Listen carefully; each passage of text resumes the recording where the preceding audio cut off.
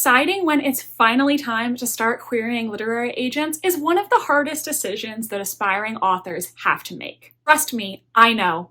I've been there twice. In today's video, I am sharing 5 signs that it might be time for you to finally start querying literary agents, plus 1 bonus reminder at the end of the video. These 5 things helped me know that I was truly ready, and I hope they help you too. So let's get started with number 1.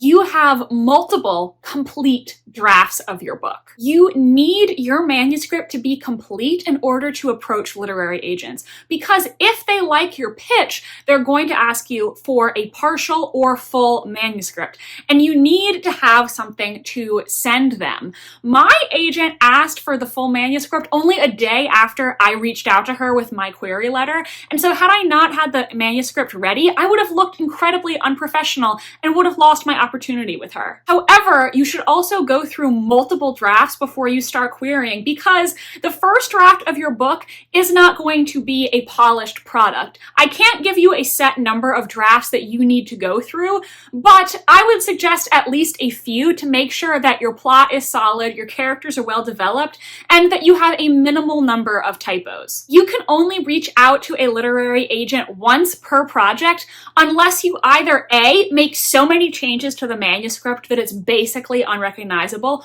or 2, are invited by that agent to revise and resubmit. Other than that, that's it. You only get that one shot with that agent, and you can't reach out to them again unless you have a different project. So it's important to put your best foot forward and make the strongest impression you can. Number 2, you've received outside feedback. It is very important to get beta readers or critique partners to look at your manuscript, because they have an outsider's perspective and can notice things with the manuscript that you as the author just can't. For instance, you may think that you explained something very well in your manuscript, but actually to an outside reader who doesn't have the context that you have in your head, it might be very confusing. Or perhaps you wrote a scene intending for it to come across one way, but your readers are interpreting it entirely different. Because you know what you meant, it's hard for you to see where there are potential issues with your manuscript, and that's why it's so important to get an outsider to give you honest feedback on your novel. I also recommend finding beta readers and critique partners who you don't know and who are not related to you, because obviously while family and friends can give good feedback, they also may not want to hurt your feelings, so it's important to find someone who can be completely honest with you. Now, when you do get beta reader feedback, you don't necessarily need to accept every change they suggest. However, if 3 people are all telling you the same thing, that clearly signifies that it is a problem. I would recommend having at least 5 beta readers for your project before you send it out to anyone. That way you can get a variety of opinions without feeling too overwhelmed, and preferably make sure those beta readers are people who actually read your genre, because that means they're familiar with how your genre works and are in your target readership that you're aiming to appeal to with your book. Number 3, make sure that other people have read your query letter also. So a query letter is basically a pitch that you're going to send to literary agents, telling them your book's title, its genre, its word count, and a little summary of the basic premise, sort of like the description you would find on a book's dust jacket. I do have a YouTube short where I discuss the book, hook, and cook formula for writing a query letter, so you can check that out if you want more information on how to format this. After you've written that query letter, though, I think it is so important to get people to read this query letter and give you feedback on it, particularly people who have not read your book, because again, they may be able to notice issues with the query letter that you as the author are not picking up on. The pub tips community on Reddit is my favorite place to get query letter feedback. I posted the queries for both of my books on there, and I comment on query letters there frequently. I see a lot of people post on pub tips with query letters that have a lot of issues, such as being too long or too short, or being exceptionally vague where it's not clear to me as an outsider what their book is actually about. I think authors assume that their query letter is clear because, again, they have all the context in their head. They know their story, but you need to make sure that it's clear to somebody who hasn't read your book. Agents get potentially hundreds or even thousands in some cases of queries every single day, so you want to make sure that yours is properly formatted, easy to understand, and stands out from the pack. And by getting outsider feedback on your query letter, you can see how effective your query is. Are the commenters actually interested in potentially reading your book? Do they understand who the character is and what they want? If they don't, you need to make more edits to your query letter before you send. Fourth thing that you need before you start querying literary agents is you need a tailored list of the agents that you're going to query. Some authors just shotgun their query out en masse to 100 agents at a time, and I do not recommend this approach because, one, if you're just sending it to random agents and you haven't done any research on them, how do you know that, one, they're actually interested in projects like yours, and two, that they're actually a reputable agent who you might be interested in working with? I want you to build a list of literary agents before you even send a query letter to anyone. And the way that you're going to do this is by checking out the website's manuscript wish list, query tracker, and potentially Publishers Marketplace. Manuscript Wishlist is a site where agents can create a profile discussing things they are looking for in manuscripts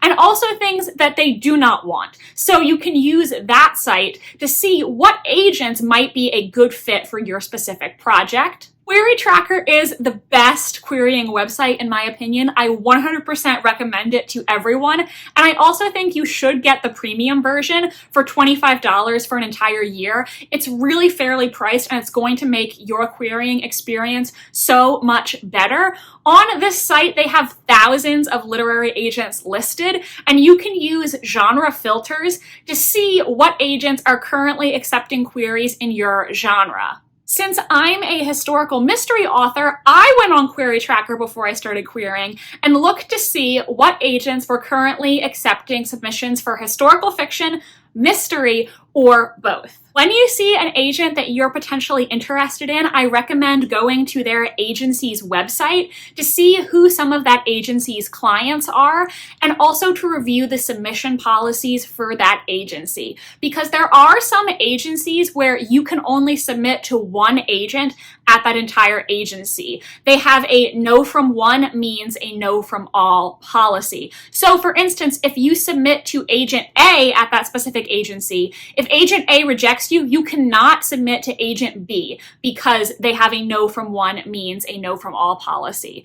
This is particularly the case at agencies where they frequently pass material between the agents. But there are a lot of agencies that allow you to submit to another person once the first agent has passed. So if that's the case, you might say, okay, I'm really interested in agent A at that agency. I'm going to query them first. And if they say no, then I'm going to query agent B. In that case, though, it's really important that agent A passes first before you query agent B. You should also review the submission policies on the agency's website to see what their typical response period is like. Do they send rejections to everyone, or do they have a closed no response policy? There are some agencies who will say on their website, if you do not hear from us in 4 weeks, 6 weeks, etc., consider it a pass. So that is another important thing to note down for your records. And finally, Publishers Marketplace was a very valuable website to me the second time I queried.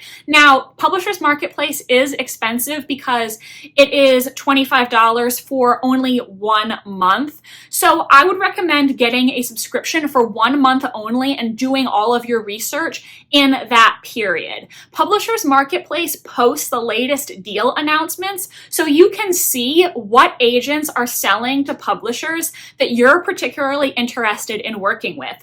If there is also a favorite author of yours, you can use Publishers Marketplace to see who their agent is and consider if you want to query that agent. But I do think it is also important to remember that some of the hotshot literary agents who represent very famous authors are not seeking new talent because they have a full list. So don't necessarily aim for Stephen King's literary agent. It is totally okay to query someone who is at a well-respected agency, but maybe doesn't have a lot of big name clients yet. Potentially, if you sign with them, you could someday become that big name client. So don't write those people off. But do not, and I mean do not, query an agent if they have been in the industry for 3-ish years and they have no sales, or they are only selling to very small presses that you could submit to without a literary agent. You want to look for people who are selling to the big 5 publishers and other respected independent publishers that you couldn't approach on your own. Before we go to tip number 5, I just want to say I hope this video is helpful to you, and if it is, please do hit that like button and subscribe to my channel to get more writing and querying tips in the future. Now, for me, the hardest part about deciding when to query was knowing when my book was actually quote-unquote ready. And so that brings me to tip number 5. You might be ready to query if you're making minor to no changes to the story. No novel or work of art is ever truly 100% done, because even if I took the published books off my shelves right now, I'm sure I could probably find a typo somewhere, or a place that needed a comma, or something that could be improved about the story. So there's never going to be a point where 100% your book is perfect. Perfection does not exist. However, you can tell that it might be time to start querying if you've gotten to a point where you've covered all the major plot and character issues of your book, and you're now doing very minor tweaks. If you're really in the weeds and find yourself being like, gee, do I need a comma here? Or should I reword this one sentence on page 78? That might mean that you're just nitpicking at this point, and it's time to put the manuscript away and take your shot with querying.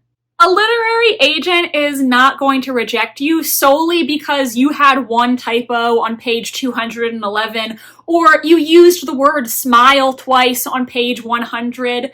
So if you find yourself agonizing over very small details like this, but your plot and characters are very sound, I think that means it's time for you to close that document and take your shot with about 10 to 20 agents. That's a good starting point just to see what kind of response you're getting. And if you query about 20 agents or so and you don't get any positive responses, then I recommend going back to your manuscript and giving it another look. Your book does not need to be the best book that's ever been written. It just needs to be the best that you feel you're capable of at this particular time.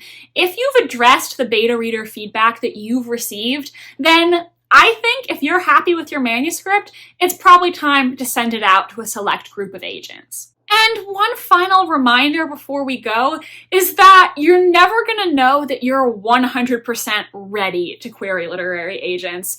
Angels are not going to descend from the sky and tell you you're ready to query now. There is a bit of a leap of faith involved in this process. And at a certain point, you just have to tell yourself, I've worked really hard on this. I've addressed the feedback. I'm happy with my manuscript, and I'm going to take a chance. I do recommend starting, like I said, with a group of 10 to 20 agents and see what response you get from those people. If you just query everyone on your list at the same time and you don't get requests for your full manuscript, then you're sort of shooting yourself in the foot. So I think starting small and seeing what responses you get is a good way to start, because if you're not getting any positive feedback, you can then say, okay, I've queried these 20 people, nobody requested my full, I'm going to look back at my manuscript again and think about how it could be improved. That way you can still make changes later if you think you need to, but you just need at a certain point to hit send and see what happens. With my second manuscript, I was so scared to start querying. I had failed to get a literary agent the first time, and so I was terrified, what if that happens again this time? I know my book is good, but what if it's not good enough? However, I ended up connecting with my agent, in 1 week, and it was a really wonderful querying experience. So at a certain point, if you're proud of the work you did, just take a leap of faith. You're never going to know if you're 100% ready, and at a certain point, you just have to give it a try and see what happens. I hope that this video on the 5 signs you might be ready to query literary agents has helped you make this monumental decision, and I wish you the best of luck in the querying trenches. If you want to watch more querying related videos, I recommend this one on the harsh truth about querying literary agents that you need to hear, and you can also check out my entire querying playlist at the link in the description. Do hit that subscribe button if you want to see more from me in the future. Thank you so much for watching, and I hope you have a wonderful rest of your day. I'll see you next time.